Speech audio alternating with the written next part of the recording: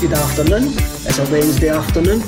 My name's Kevin Graham and welcome to the ACSOM Bulletin on this fine autumn day, I would say, as the country runs out of petrol, diesel, energy prices going up, all because of a B word that is the ball and golly. Brian, I'm going to come to you first. Why were we not invited to join the young team yesterday? I've no idea. I will left into Santa. I was just the midweek maestros are back. This is great. The boys all together. Big Colin, he's off for the young team, parading about the schemes and his tactics. Can you believe it? I know. Nothing wrong with that. You're just lucky I never had the bottle of Buckfast in my hand as well. the grey joggy bottoms and kicking about the park. Oh, it's been years since that's been the case, Kev. Aye.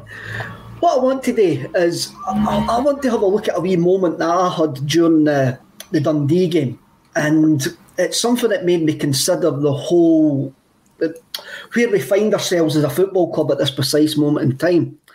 I found myself getting a bit annoyed during the game on Sunday with certain aspects. And I didn't usually get annoyed during a game. I usually have one meltdown a season at a football game. And over the last few years, it's been a Scott Brown-induced meltdown at certain times. But this has been my first meltdown in the stadium in about 18 months, whatever it's been. And I kept on getting annoyed with Anthony Ralston trying to take folks' heads off with close-balls and Tom Rogic playing the ball out of the park. And I wondered, why am I getting really, really uptight about this? Because I can't control what happens on the park. None of us can control what happens on the park. It just seems like a kind of wasted energy, like shouting and screaming. That's a good release, I must admit, but at the end of it, you just feel a bit, that was no kind of laddie. That kind of wasn't worth its while. And it went back to the Ayeti miss just after Dundee United had equalised. And when he spooned that ball across the bar, I was like, oh, that's a big miss. Hopefully we can recover for that. And over the next 5 to 10 minutes, I saw the confidence completely drained for that Celtic side. That miss put us into football purgatory at that moment. So it was about 10 minutes later, and I'm having a look around about me in the stand, and there's thousands of empty seats. The atmosphere's no great. And I'm like, I don't think we've bought into this. I don't think us as a football club have actually bought into what we're facing and what we're actually seeing. I don't think, for me, we haven't really bought into what we're actually facing. Then, basically, it was like, I'll tell you, me and my daughter sit in a row. And me and my daughter have only been the two people sat in that row all this season. There's been nobody else there. But if you go on the Celtic website, it says those seats are sold. So either the people are not turning up, or the seats are not sold, or they're just not available for sale. So I'm thinking to myself, we've not really bought into exactly where we are. The last 15 minutes on Sunday, Celtic Park was not a nice place for anybody to play football. It was not a nice place for anybody to be. The crowd got on the top of the players. Adam Montgomery was arguing with somebody in the main stand with about a couple of minutes to go, when somebody from the main stand must have said something to him. As Milo Sorrow was actually apologising to the crowd when he fired another misplaced pass. And I'm going, this is an absolutely horrible atmosphere. This is no conducive of where we should be as a football team, or where we should be supporting the team, because that's what we're there for. Then at the lap of appreciation, we can call it, because it's not a lap of honour, a lap of appreciation, the amount of supporters who were there, and as is their right, giving the players abuse, actually giving the players dogs abuse. As I was watching this unfold, I had a look up to the main stand, the directors, okay? And I was like, yous are getting a reason here if yous want to push the button on this. Yous are now seeing it in the stadium, the negativity, which is online, offline. You're now seeing it in the stadium. That's where they won't watch shows like this. There won't read any of the papers. There won't read any of the message boards or anything like that. But in the stadium, that reaction from a section of the crowd was, they see that. They actually do see that, eh? Walking out that stadium, I went like that to myself. I'm now 30-70 that Ange won't last the season because of that reaction. I don't think the board have got the stomach to see this through, rightly or wrongly. And again, people are coming and saying I'm not depressed. I'm just saying how I felt when I walked out this game. I think the board will take the cowards well out. They'll follow the money. If they see the cash cow, which is us support, not going to turn up, they're going to push the button on Ange. And now, if you're asking me at this precise moment in time, it's 30-70 if Ange is going to see out the season. Brian, I think we're pulling in all different directions. I do think we're pulling in all different directions, and there's a lot of circumstances. There is a lot of circumstances of where we are, but I think the board are cowards and haven't got the stomach for what is going to be a long rebuild. I think one of the things that spring to mind, there's a German word called Weltschmerz. And what that means is it's basically the depression that's caused when you imagine the world a certain way to be compared to the way it is. It's basically the translation would be world weariness. And I think that the issue around Celtic just now is that the fans are saying this is where Celtic should be. We're judging it on this is where Celtic should be. This is the football we should be playing. This is the teams we should be beating. And that's right. But the problem is, the reality is we're here. We spoke about the shambles behind the scenes. We spoke about the issues connected with the club. And I think that German phrase sums it up. And that's the frustration, because people see the club a certain way, but the reality is we're far below it. In terms of people pulling in different directions, you mentioned being in football purgatory.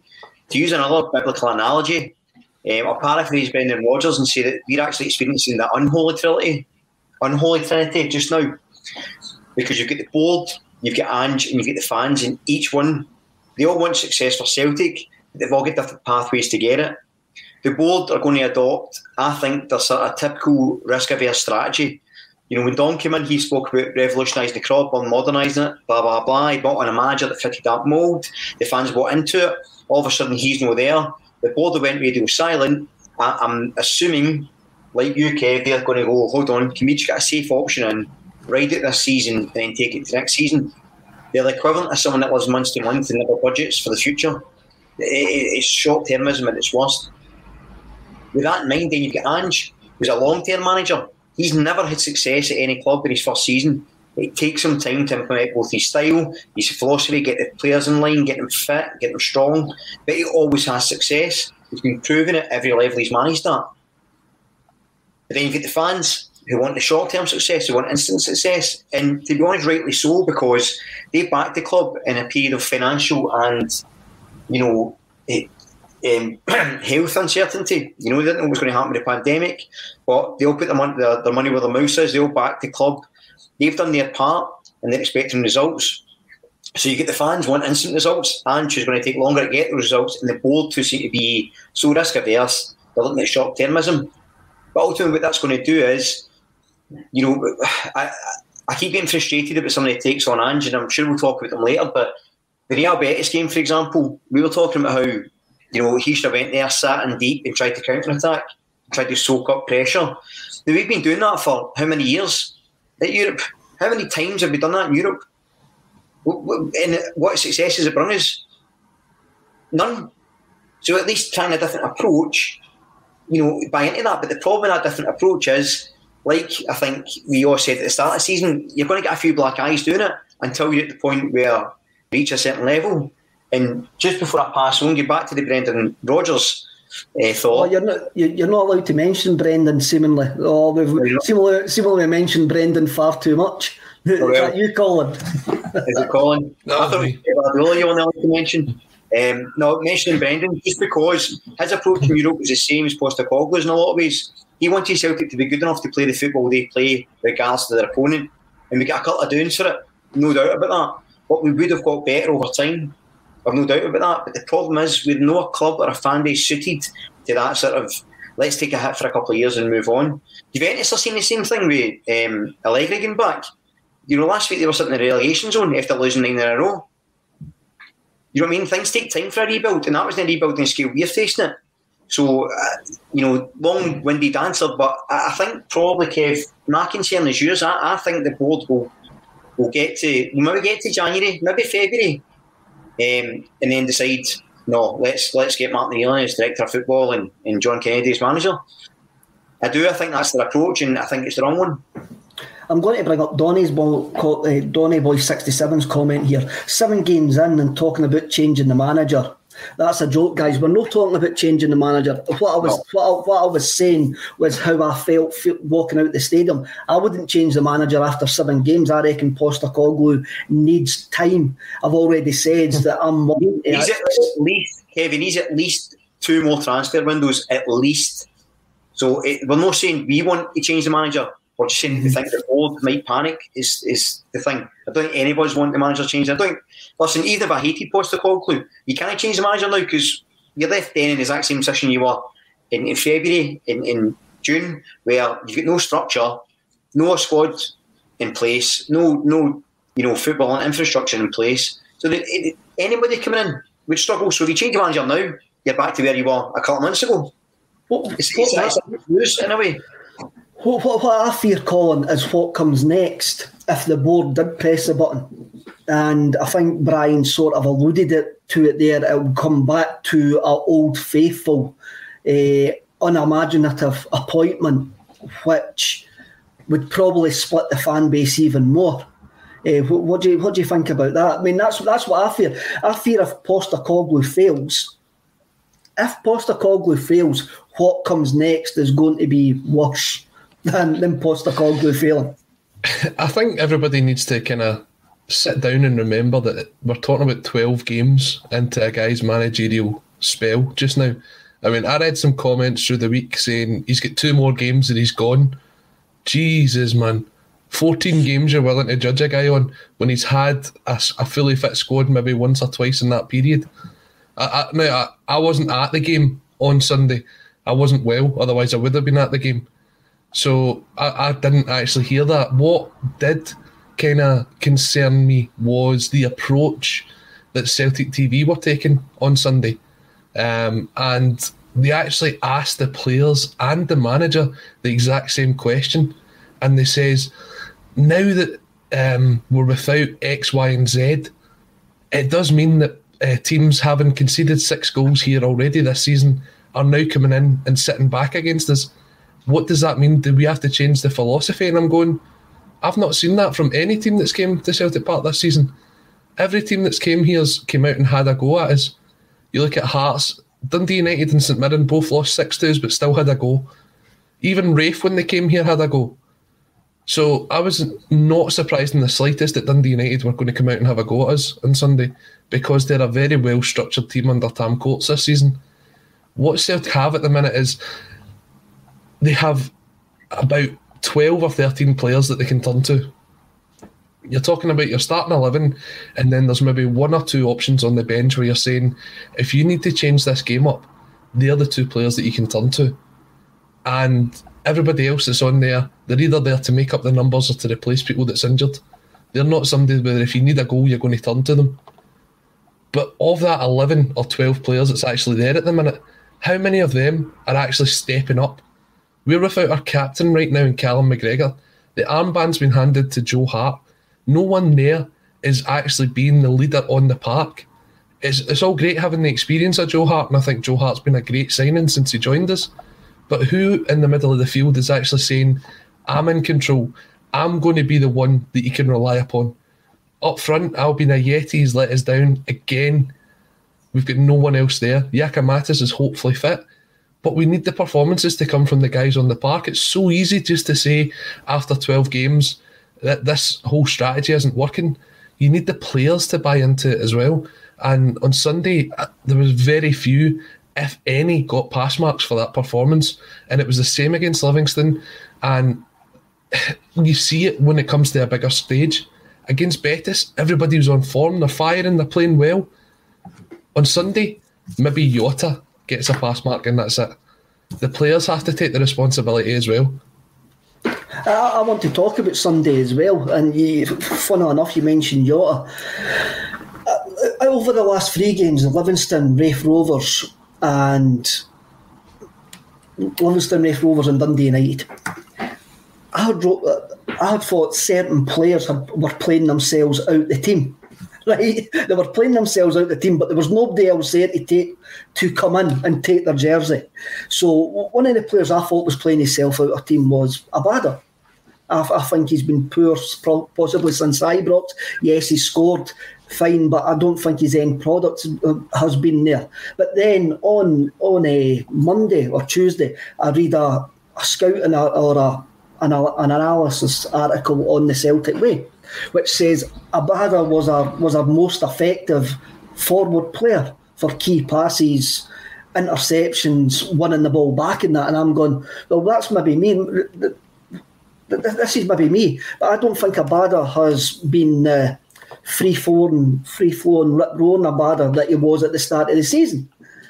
And I'm having a look at it, and when we're struggling in the second half during Dundee United, I'm going, I would be taking... I forgot Abada was on the park, the same as the week before against Livingston. He got the ball in about 80 minutes, and I'm like that.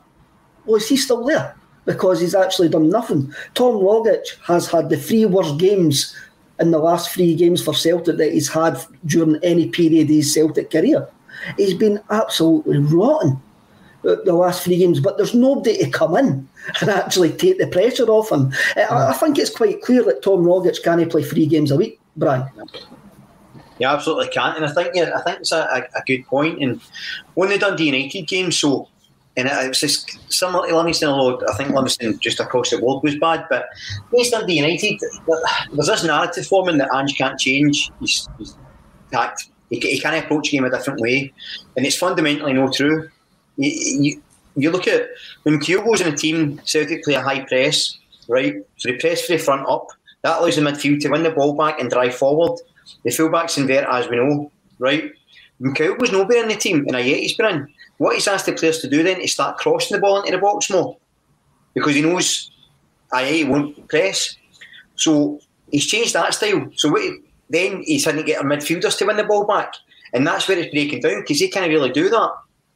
So then in Dundee United, what he done was he switched wingers to see if they could penetrate a bit more. That didn't quite work.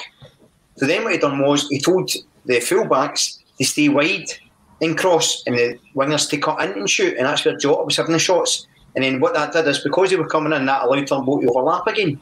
So he changed 3 or 4 times during the game. People were talking about maybe he could try changing their formation. So let's talk about that against Dundee United. So very few players get pass marks, right? But Jota in particular was one that would have, right? So say you take him and Abada and play them up front. You're taking 2 of your best players, most effective, out of position. Then if you're pushing wide, you're pushing Ralston as a right winger who's out of position. And you're asking another defender to come on and hope that wins you the game. For me, I can see why people are frustrated and want to try different things, but it's clear that Ange has been adapting. As games been going, he has been trying different things. We had 23 shots in goal against Dundee United, hit the underside of the bar 3 times. We've probably dried a penalty with the Seekers tackle on Abada. Ayeti missed numerous sitters. And another day we've scalped him. The performance wasn't brilliant, granted, but I think one of the reasons for that is the squad fatigue. With the level of intensity and pace, and this is why I think we've no success for the past few games, because we've not got the energy to press off the ball we normally would. You said it with Abada. He's played almost, there you go, they were out the window. So he's changed tact, right? Abada, he's played almost every game. He's bound to get fatigued, or his confidence going to go. He's only 19. But the fact is, there's nobody to come in and replace him, as you say. Rogic can't win the... he's great once a week. 8 times a week when you're relying on him, he can't do it. Turnbull as well. Turnbull's almost indicative of a Celtic season, right? Because he's either really good or he's no. And it's just, I just think, like, yeah, there's huge problems with the squad. I think Postecoglou can only do so much. But I think jumping on him and saying, just win matches, just score, that, I don't think that helps. It's like, I'll use an analogy, a Kevin Graham analogy, right? Since you're on, Kev, I'll use a Kevin Graham analogy. See if you're going to start the car and you're running late for work and the car doesn't start, and you go, right, it's a problem with the engine. I phone the AA, well, your battery's died in your phone, you've lost your keys, you can't get into the house. You need to find somewhere getting that car to the garage. There's a problem, now you're trying to solve it. And there's 3 people standing behind you saying, just drive, start the car, just go, start it. That doesn't help anybody. You know you have to start the car, you know you have to win games. You're trying different ways of doing it. It hasn't quite worked against Dundee United. Against Livingston, we're abysmal. But again, it's all about context. No manager, and I've said this before and I'll say it again, no manager could be doing much better, I don't think, than Postecoglou is, given the hand he's been dealt. But get back to the thing at the start, I think the players need to take responsibility as well. They need to be stronger. They need to be more determined. And I agree with you, Kevin. I agree with you, Colin. I think the players, the wind went right out their sails. And it's a mentality thing we spoke about last week as well, I think.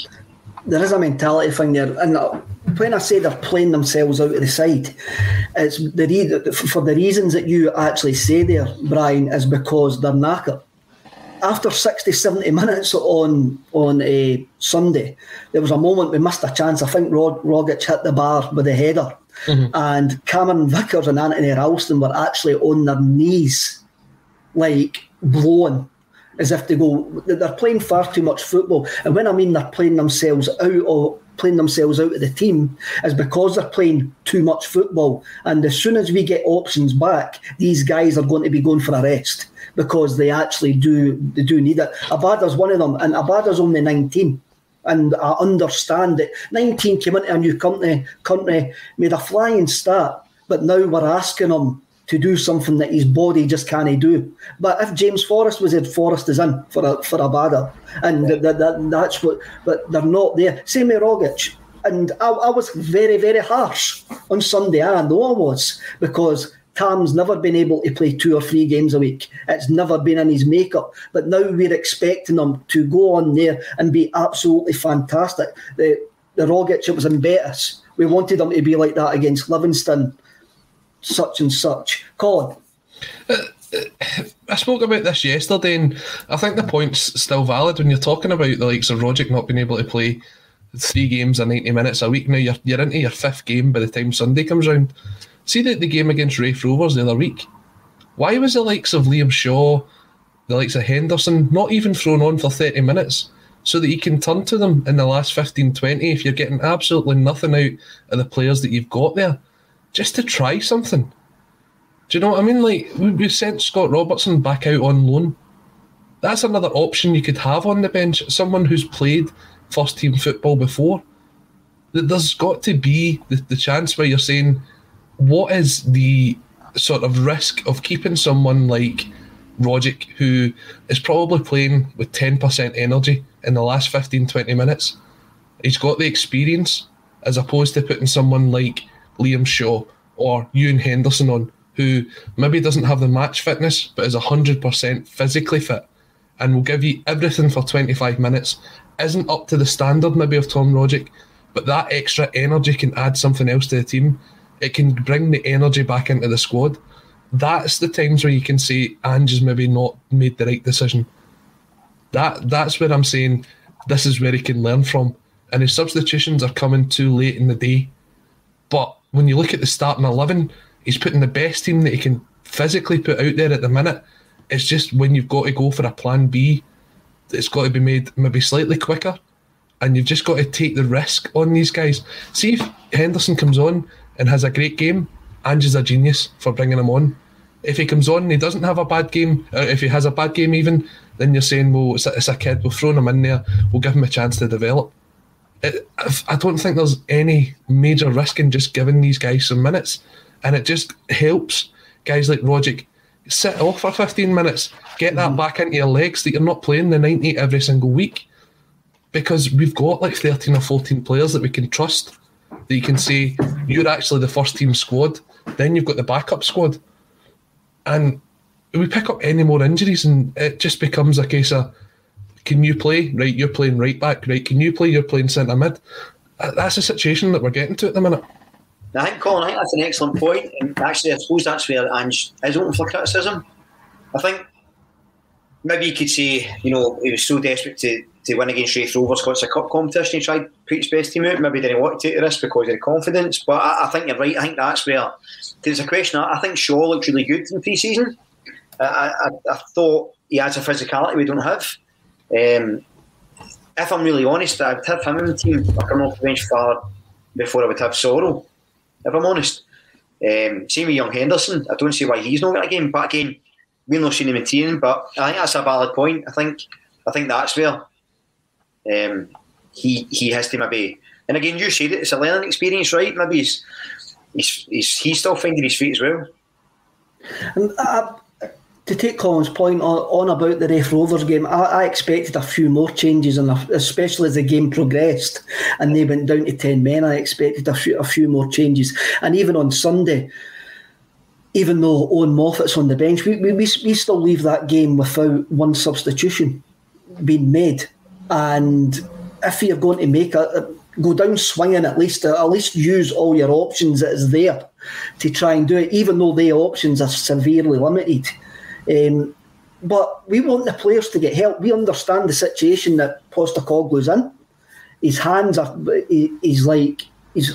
tied behind his back with the options that he's actually got, and we want these players to get help.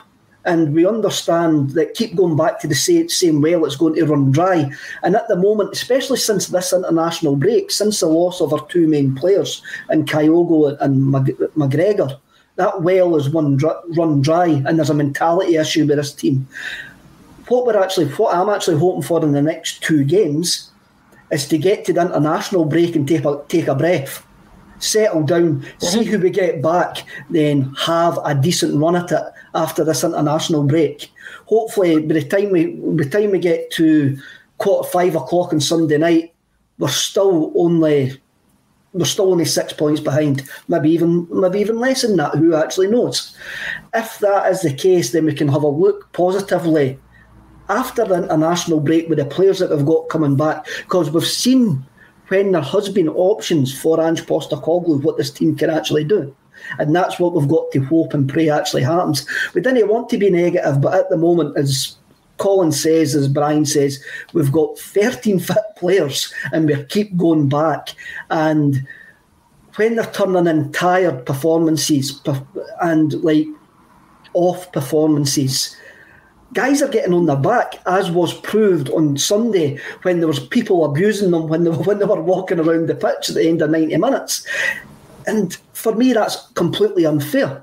That is completely unfair. We've got, how many new signings we've got? We've got 12 new signings in that dressing room. Yeah, you call them 12, but you're throwing guys like Shaw and Urhoghide in there who haven't really had a sniff of the ball yet since they signed.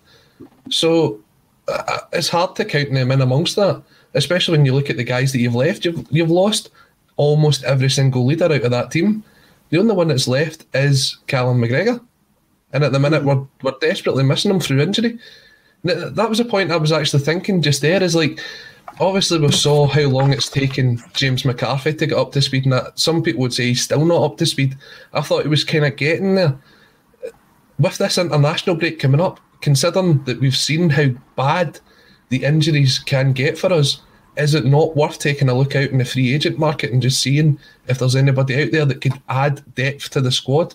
I'm not talking about guys that can come in and play 90 minutes 3 times a week, but getting some depth into the squad that you can maybe turn to them for that 15, 20 minutes, especially if you're not going to trust the guys that are there already. Who you saying? You're right, but who's in charge of recruitment? Who's in charge of scouting the players and getting them in and negotiating?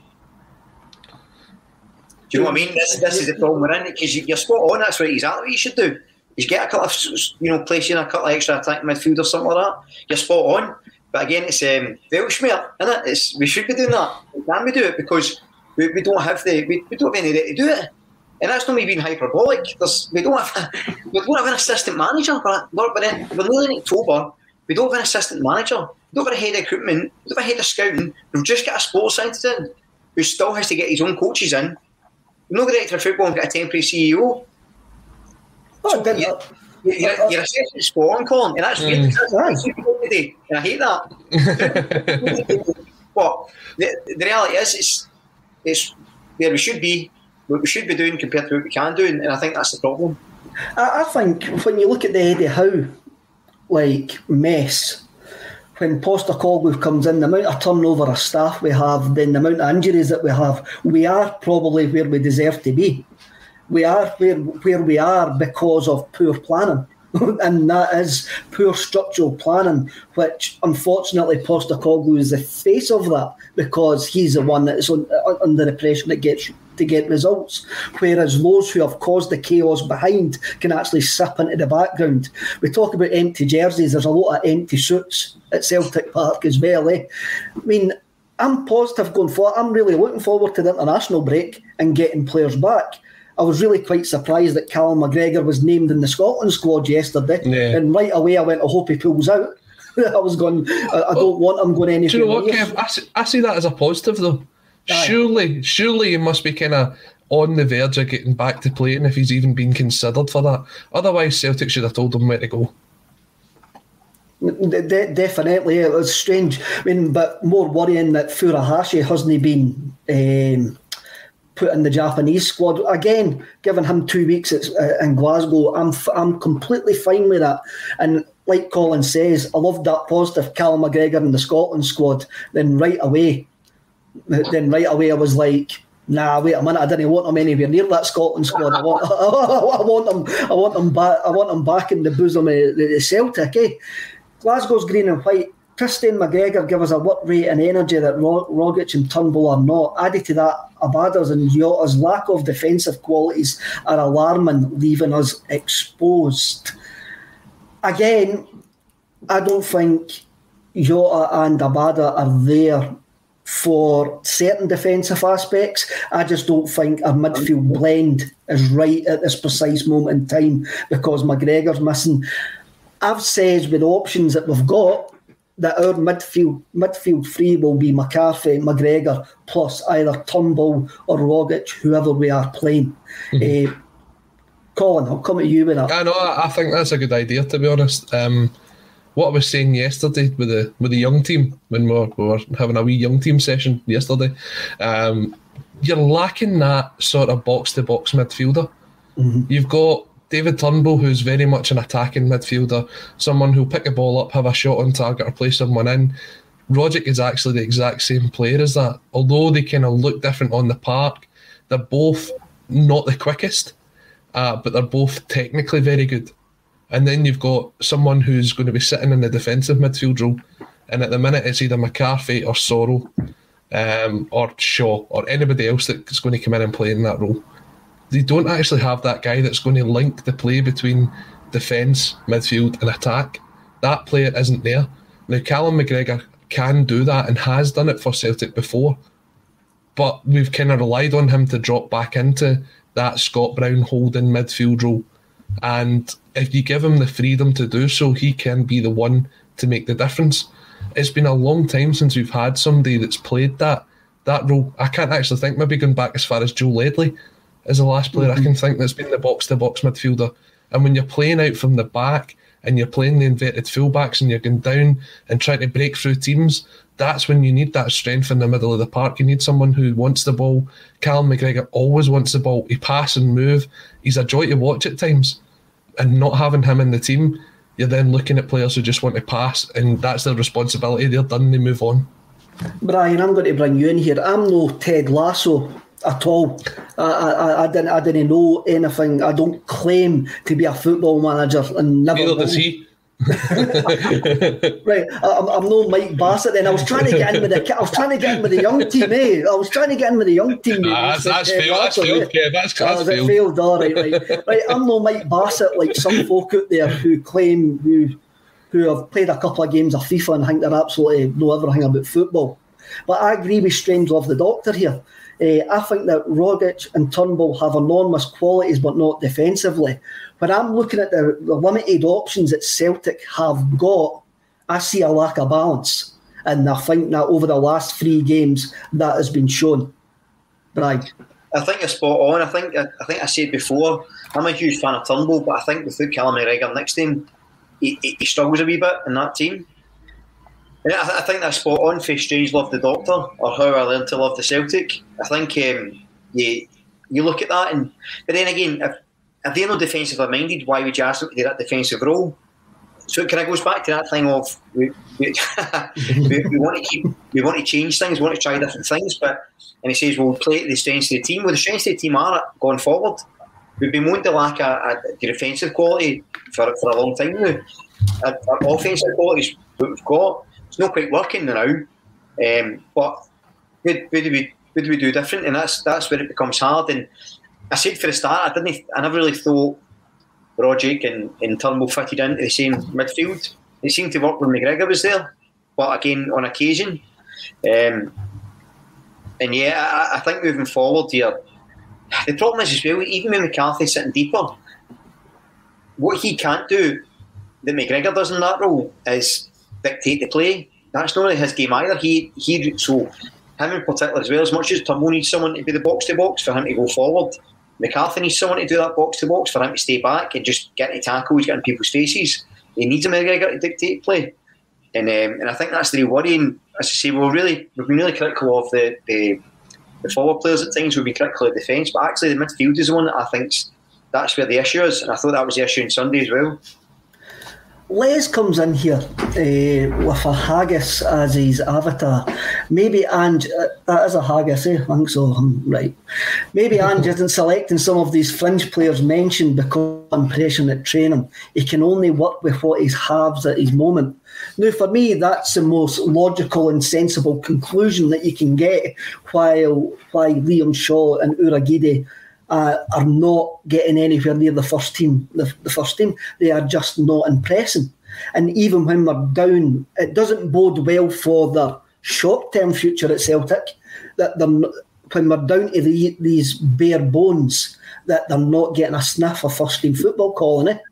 No, I mean, when you really look at it, if Sorrow's the man that's going to have to come in on Thursday night, tomorrow night, who's going to be the next one in after that? It's probably going to be Nir Bitton. Nir Bitton's going to be the next option. Now, we spoke about his versatility, but let's be honest, he's let us down time and time again. But we're turning to him before we're even giving guys like Shaw a chance. And this is part of the thing that we were speaking about last season as well, is this pathway for young players to come into the team. You're only going to see how good they are if you give them a chance. I feel as if the pressure's already on Ange to put the performances in, that it's as if he's kind of scared to put these players in. And we've seen the likes of Montgomery, who's had a great run. He's managed to turn Ralston around as well. If you can give these guys a chance, you can see what will happen. Now, I'm not saying you play them all. As William McMillan comes in here to say, did you see Urhoghide's awful performance against Morton? We've heard the kind of horror stories of that. But when you pick up 12 signings, you're not going to make 12 signings that are absolutely brilliant and can come in right away. There's going to be mistakes made. Geez, if you go back through Celtic's transfer history over the last 10 years, mistakes were definitely made. And lots of mistakes were made. But guys, you're only going to see these mistakes if you give them the chance. And if you give them the chance, it's a risk you've got to take. Scales, for me, is someone who I think we've got to take the risk on and put him in tomorrow night. And Shaw as well.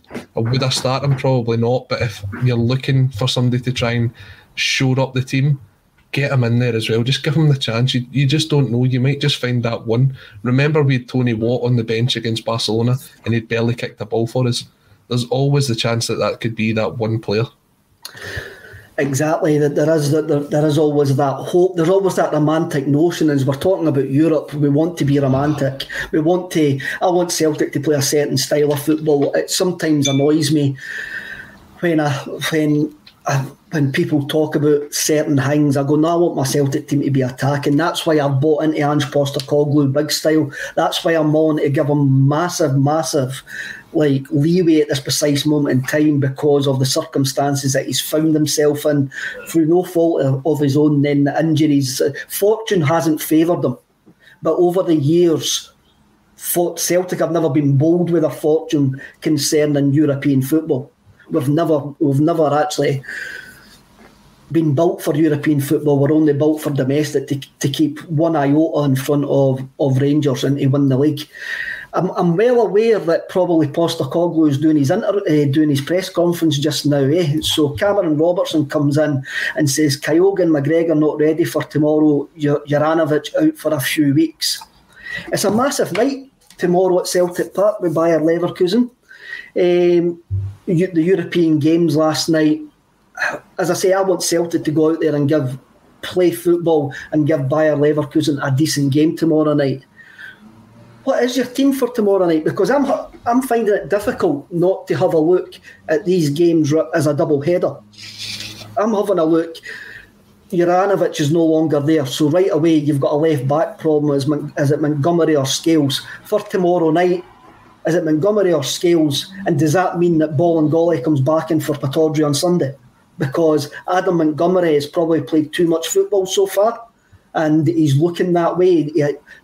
Especially on Sunday, didn't have the impact it looked like. Liam Scales looked good against Raith Rovers, but it was a 10-man Raith Rovers. So Scales, so you've got Montgomery and Scales and Bolingoli coming in at the left back spot. Cameron Robertson comes back in. Well, thank you, Cameron, for keeping us up to date. McCarthy available. So right away, McCarthy's in that sitting role. Where do we go tomorrow night, Brian? Where do we go? For me, I love European nights. I think Celtic should get measured on the European stage. And for me, I want European football after Christmas. And if we get a point or 3 points tomorrow night, that goes a long way of getting that. And it gives us confidence going into Pittodrie, but it also gives us confidence going into the double header again against Ferencváros. So tomorrow night's a tricky one, isn't it? I think I would be inclined to make changes, but I'd keep the changes for Aberdeen. So I think I would probably keep roughly the same team tomorrow night, purely because despite the fact that they never performed well or whatever, I do think it's our strongest team. I'd maybe have Montgomery on the bench and Scales starting, just so you've at least got Montgomery and maybe Moffat to come on, which is, I mean, that's your two subs in Europe, right? And that's an indictment of where we're at, but maybe something like that. It's hard to say. Against Pittodrie, though, I'd maybe make a couple of changes and freshen it up. Although there's a lot more pressure on the Pittodrie game, I think that. So you mentioned Scales. I would like to see him at centre half purely because he's pace. If you look at how exposed we can be at times at the back, you need a really fast centre half. And I still have big question marks over Starfelt. I think he's very clumsy, and I think he looks nervous in the ball. Scales at least he's a big presence and he's very fast. I'd give him a run against Aberdeen, say, and maybe make a couple of changes. Then maybe bring Shaw in then against alongside McCarthy and Turnbull. I think the Ayeti question's a good one, because if you drop Ayeti, who gets in up front? I mean, does Jota go on up front his own? Then who goes out wide? And if you couldn't go, then where you left with? And it's not a question I can answer, if I'm honest. And I think that's where I'm concerned about. That's where the worry is what we're going to do. How we're going to solve the problem of Albi. That is a serious problem. That was funnily enough, when coming home on the supporters bus on Sunday, there was nobody slagging or having a go at Ange for playing Albi and Ayeti. All the ire was for whoever signed him, and whoever thought he was a football player in the first place. And for me, I find that quite heartening that we know why we're playing him, because he is the only centre forward that's there. For me, I think McCarthy plays tomorrow night. Mm-hmm. He took a dull one on Sunday. That was a dull one that he got, and I reckon he caused the Dundee United equaliser because he couldn't chase Hearts back in because he was still lumping about trying to track the run. But I've got McCarthy plays tomorrow night as the holding midfielder. I think you could see Beaton as a holding midfielder on Sunday. Colin, what do you think of that? So I agree with you. I think McCarthy will start tomorrow night. I disagree with you that I don't think Beaton will be involved on Sunday. I actually think McGregor will come back in. I actually think that if he's not available for tomorrow night, but he is available for the Scotland squad. There's every chance that he's fit for Sunday, and they're just not taking the risk. In fact, my team is actually this team that Martin Doyle has put in with a cracking joker emoji. I've went for Hart, Ralston, CCV, Starfelt, Scales, McCarthy, Turnbull, Rogic, Abada, Jota and Montgomery. Now, Jota's said time and time again that he can play anywhere through the middle, anywhere up front, sorry. So through the middle is something that has got to be tried. We've just got to try something different, because if you keep putting Albion Ayeti in, his head's constantly down, he's missing big chances, and at least if he's on the bench, it's an option you can turn to. It's somebody you've got there. And the other side of that is putting Adam Montgomery on also gives the cover for Liam Scales.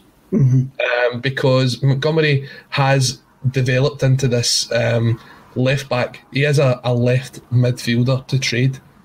So he's comfortable playing in the position that he's picked there, but he's also comfortable coming back. And I think you've got Jeremy Frimpong coming back in, who is going to be running at the left back all night, and you need that protection in there. So I think Montgomery and Scales to come in there to nullify the threat of Jeremy Frimpong is a wise idea.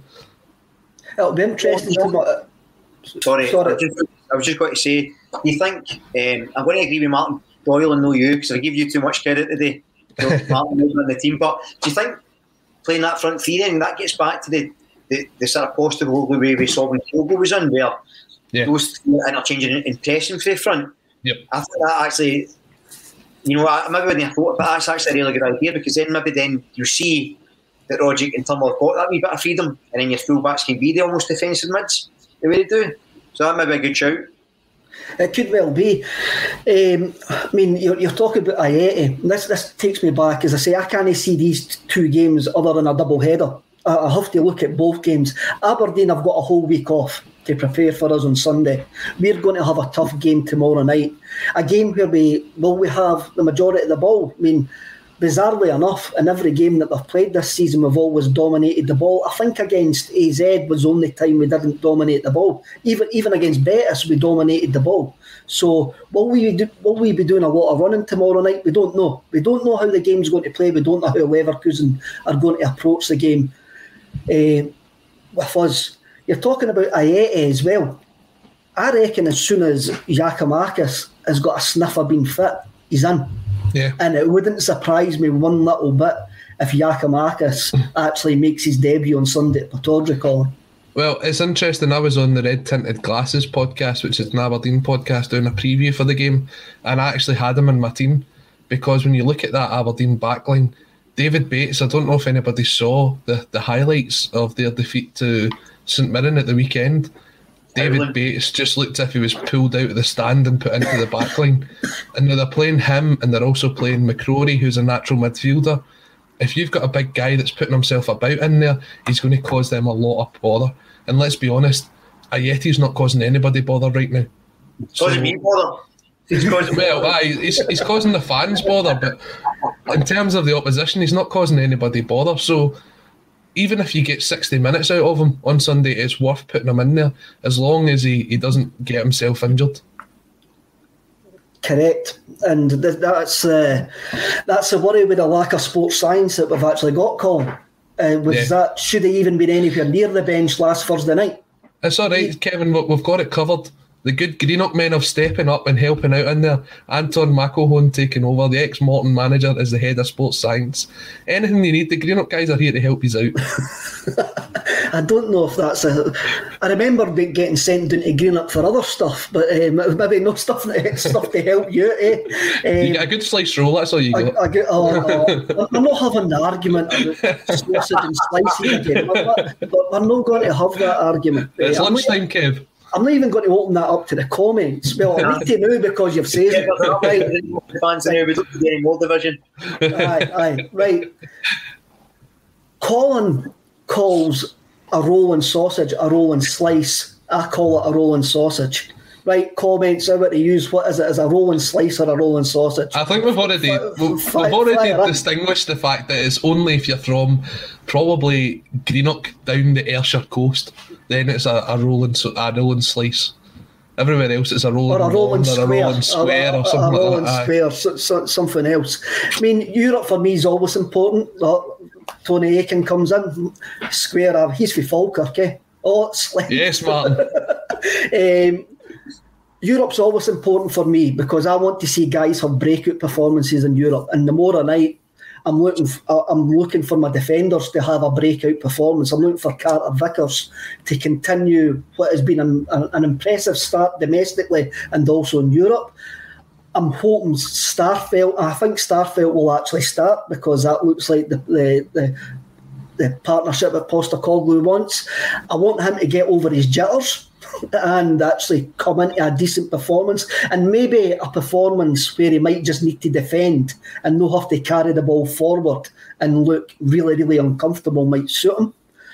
I'm also looking for Jota and Abada to do something against a better side, to go, these guys have got what it takes in the futures to take us to the level that I want to go as well. So for me tomorrow night, for the progress of the team is absolutely paramount as well. Look, we could get a doing, but I want to see signs that we've got players there that can actually play at that level once we get a consistency of selection and options available. I mean, Europe last night, there were some strange results in Europe last night. So strange results can happen in Europe. Sean Joseph Maxwell comes in, wanting a wee shout out for Sheriff Tiraspol.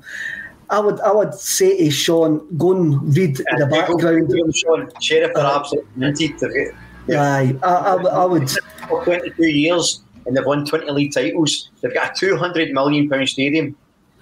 And they've plenty of money. So just because you don't know them, Sean. They're a plaything for the Russian state, just in the bet a team who's been state sponsored by the Spanish government for a long time as well. If you wanted two games that summed up what was wrong with European football last night, it was in Paris and Madrid, and that shows you the state of European football. Results for me, the most impressive result last night was Bruges. Colin. Yeah. Jack Hendry could be playing in the last 16 of the Champions League. Oh, honestly, there's going to be some amount of revisionism if he does. Let's be honest, right? He was never good enough for us, but you get these players that are never good enough and then they go and have a great career elsewhere. That's all well and good. I mean, Dewey captained the Chinese national team over 100 times, so that tells you how even the worst can be half decent just elsewhere. No, but fair play to him. And to be honest, the bigger kind of side of that isn't the Bruges result. It's not that the Bruges doing well, because they are a very good side when you look at them. They're put together very well. It's Leipzig. Leipzig are so hot and cold right now. It's ridiculous. They go from winning, 6-0 at the weekend, to then losing last night, and then they get turfed off Bayern Munich. Now, we were kind of linked with Jesse Marsch a way back, when he said he would be very interested in coming and taking the Celtic job. He was the ex-Salzburg manager, the American. But he's having the same problems of trying to integrate his style of football. And when it works, it's great. And when it doesn't work, you get results like you did last night. But I reckon he'll get as much time as he needs to integrate that Leipzig side, even though they're probably the second or third biggest team in Germany, because Dortmund can be so hot and cold. We're coming up against one of the other big sides tomorrow night, but it just shows you that even other people putting their philosophy in takes a bit of time to settle. Aye, but then you're not allowed to have... I mean, Leipzig have probably factored in the fact that they have an overhaul of players every summer, and they've got a new coach coming in. Even though they work to a similar... Every coach that they bring in works to a similar model, they still lose their best players virtually every summer, and they still have to replace them every summer, integrate new players, but seemingly that's not allowed as an excuse for patchy form. Whose news comes in? I love this. Sliced sausage was made for fishermen so the sausages wouldn't roll off the pan. That makes a lot of sense with it being a sort of Inverclyde thing, doesn't it, when you think on it? Aye. So basically, there we go. I mean, if you take nothing else away from this podcast, take that away and tell your neighbours down the pub why sliced sausage was made. If you take nothing else away, you can take that to the bank. somebody came in the comments asking what would I call a rolling links. It's a rolling links. Aye. Preferably with a tortoise score on it as well. Oh, brilliant. This is... Look, tomorrow night, paradise under the lights. It is always paradise under the lights on a European night. No paradise by the dashboard light. That was the... Great song. Great song. I knew you were going to say that, Colin. Right, I need to move swiftly on there. The fishermen of Inverclyde have struck again. I know. Sausages and meatloaf, man. Has this turned into a Jamie Oliver podcast? Right, Aberdeen. Aye. Tomorrow night, Leverkusen. What we expecting? What we wanting to see? Colin, you go first. Looking for a team to improve on their performances individually and as a whole, coming together and working as a team. Now, we talk about those 2 tackles from the weekend, which could have put some serious injury to players. Nobody stood up for their teammates. Nobody came out there and basically showed the togetherness. They can do that lap of honour, whatever they call it, at the end to show they're together. I want to see it on the park. I want to see us fight for every ball, every decision, and hopefully get the whole crowd behind them and drive them on, because a full house on a European night at Celtic Park under the lights, it can cause teams to have trouble against us. Even the biggest teams have found that. So 90 minutes, getting behind the guys putting in 100% effort, and then at least no matter what the result is, if you put in 100% effort, you can come away from it saying we did everything that we could. Brian, what's your thoughts about tomorrow night? Expectations, obviously, it's going to be a hard game. Any German side are such a high level. I'm a big fan of German football, but I just want us to play the way Postecoglou set out. I would like is, Colin mentioned is going to maybe revert to the high movement front three. So maybe Jota, Montgomery, not just that aggressive press. The way we approach the game in Spain, just really go for it. If you're going to go down swinging. Score goals, go for it. I think you made a good point, Kev. I think Starfield's actually better when he's just has to defend, and he certainly have to defend tomorrow night. So, listen, if we get anything away from tomorrow night's game, it's a brilliant result. If we take a draw there, I'll be delighted with that, because I think we're playing a very, very good side, and obviously we're a side low in confidence. But this could be the game where we turn that around. If we have a good performance, the players play well, we get score a couple of goals, that could spur us on. And get confidence back, because that's what we're sorely missing. Definitely. I'm looking for a positive performance. I'm looking for positivity from the players. I'm looking for a wee bit of bounce back, and also I want to see how far we've got to go against a decent side, because we want to get measured against European sides, and if we get it right in Europe, we get it right domestically, and we've got to start taking the small steps now of progress. I don't know what the result will be. Nobody can actually predict the result, but I want us to be exciting. I don't want us to actually come off the park thinking we've left everything we didn't want to leave anything in the dressing room. We want to go out there and actually just give them a game. Go out and give them a game and make them know that they've been in a game. Leave everything on the park. Leave absolutely on the park. Then we get to Sunday.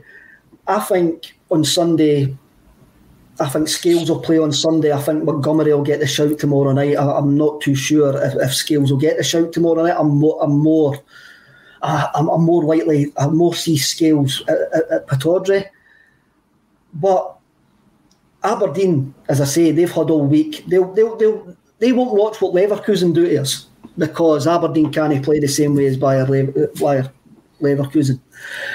Will they actually take note of what Livingston and Dundee United have done, the constant time waste and the breaking up the game? Because Stephen Glass doesn't seem like that kind of manager. He's another one who seems to be sticking to his philosophy, and even though it's not quite working at the moment, I think Aberdeen will be a more open game for us than the last two in Dundee United and Livingston. What do you think of that, Brian?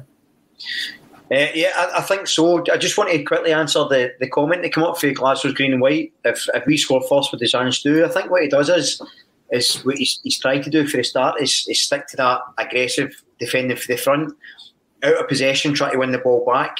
I don't think we can sit back because I think that will just entice him to come forward, and I don't think we're good enough to withstand loads of barrages. So I think he has to just keep the high press and pressure off the ball. And I think you're right. Aberdeen, I think, will come and play against us. To be fair, I don't think Dundee United really sat in. I thought they came and played really well. I think he's done a good job with them. So credit to them. But I expect more of the same with a better result on Sunday. Just the time wasting of Dundee United and the minute and a half to take by kicks just really annoyed me. It really did annoy me. Right, that's us been on for an hour. And I think after a wee negative start for me, I think we've been positive. Bring on the Germans, bring on the Celtic under the lights, 2-0 victory. Here we go. See you later, lads.